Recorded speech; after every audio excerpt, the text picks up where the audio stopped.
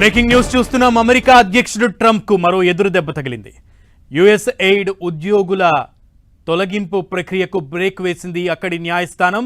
సహాయ సంస్థ US aid ను నిర్వీర్యం చేసేందుకు అధ్యక్షుడు ట్రంప్ ఆయన స్నేహితుడు ఎలాన్ మస్క్లు చేపట్టిన చర్యలకు బ్రేక్ పడినట్లయింది.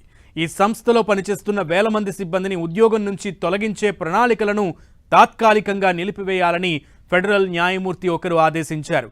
విదేశాల్లో పనిచేస్తున్న యుఎస్ ఎయిడ్ సంస్థ సిబ్బంది వారి కుటుంబాలను ప్రభుత్వ ఖర్చుతో అమెరికాకు తీసుకువచ్చేందుకు 30 రోజుల పరిపాలనాపరమైన సెలవులో ఉంచడానికి సంబంధించిన ఆదేశాలను అడ్డుకునేందుకు US district judge Carl Nichols అంగీకరించారు.